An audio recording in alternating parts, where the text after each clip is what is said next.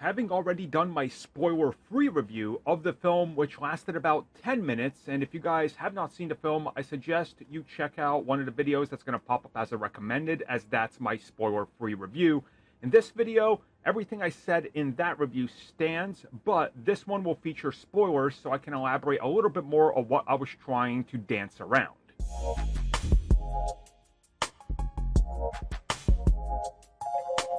Okay, so in my spoiler-free review, I said that I thought that the film was overall super entertaining.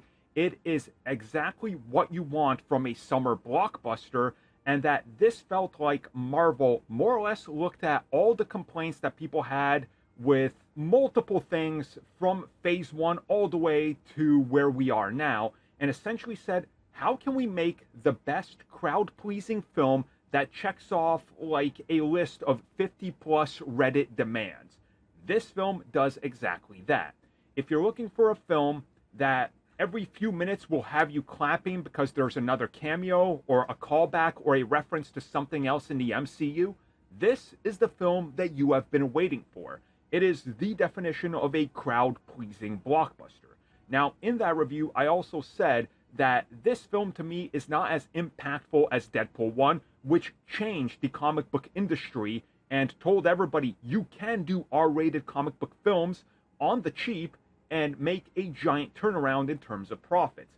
This film is just an evolution of that, but it's Disney. And one of the things I didn't like was that Disney held back, and that's very apparent. But I will talk about that after a bunch of the things I love about this film. So obviously the film deals with the concept that there is a figure in each universe that is very important to that universe, and if they die, that universe starts to shrivel away.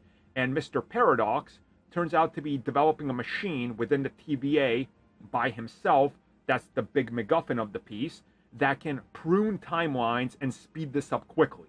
And he's kind of like hiding more or less in like the basement nobody's paying attention to this division of the TVA because they're so large. Eventually, obviously, they do end up catching on to what he's doing, and that plays into it. And we see that he was working with Pyro, who was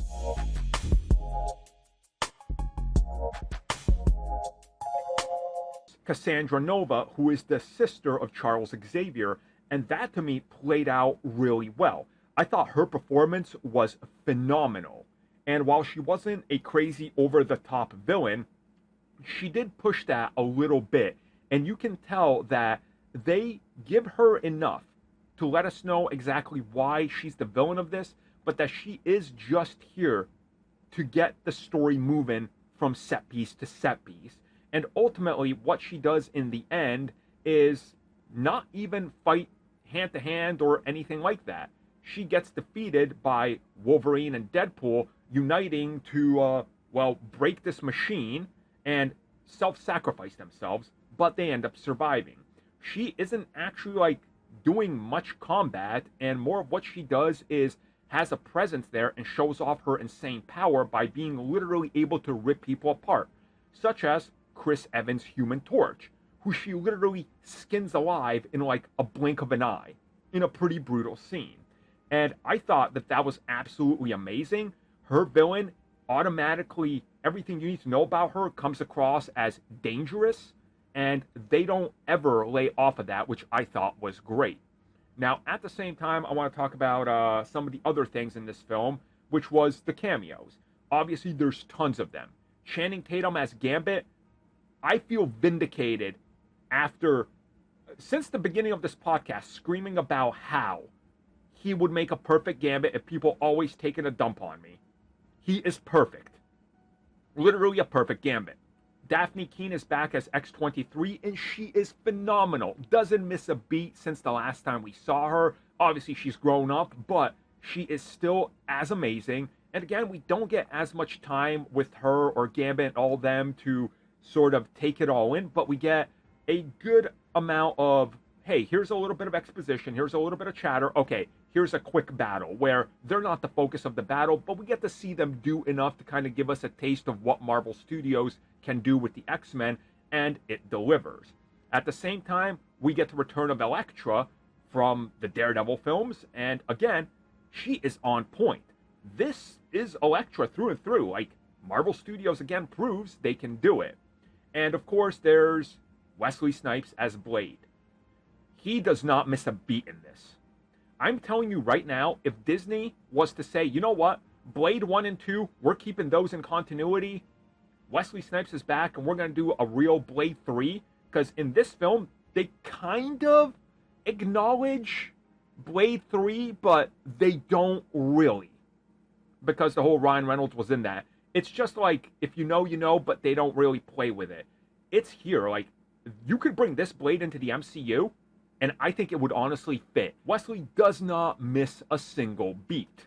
And as the film continues to go on with more cameos, you get the sense that Disney is kind of doing a victory lap here, while also sort of taking their time to show you how they can handle many of these characters, themes, and concepts, and ideas, and things that made the Deadpool franchise resonate with so many people. So now that I got all this stuff out of the way that I loved, and I do want to just quickly talk a little bit more about the action sequences, which I thought were great, and the best Deadpool and Wolverine have ever been on film. They are perfect. The other cameos I want to talk about are other Wolverine cameos, which, again, there's plenty of them, with Hugh Jackman playing a comic-accurate, super short version. There's glimpses of other multiverses. A actual Old Man Logan appears in this briefly. Wolverine fighting the Hulk in the brown suit is teased. And, of course, Henry Cavill as Wolverine briefly. And he looks amazing. So that all was really well done. But now that I've said so many positive things, let me go back to Disney playing it safe with the tone and the punchlines. In this video, I can further elaborate. So multiple times during Deadpool and Wolverine, they are right about to push the boundary of what Disney will allow in a film.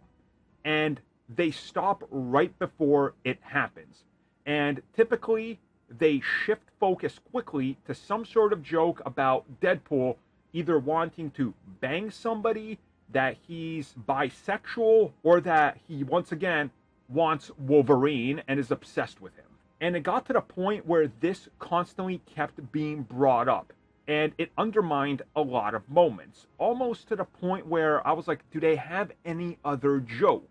And right when they would get to another joke, it would typically either be cut off before some sort of punchline that Disney would not allow, or something distracting happens that then again leads us to, oh my god, that person is hot. And that's what Deadpool resorted to. Now again, if this sounds like I am criticizing this, I genuinely love the film, but some people take criticism as hatred. That is not what I am saying. I don't hate this film. There was a lot of people saying, oh, why am I coming off so negative? I am not. I legit love this film. It's just that they reused one joke so many times that it kind of became boring and you almost become numb to it. Now, having said that, I think many of the lines actually do land. But again, I'll let you guys decide that for yourselves. I know some people that I've already seen are saying this is the best MCU film. They're giving it a 10 out of 10. They're saying it's perfect. Nothing is wrong with it. Literally from start to finish, there's nothing they would change. And that's fine. We all got opinions. I'm just telling you, I didn't necessarily feel that way.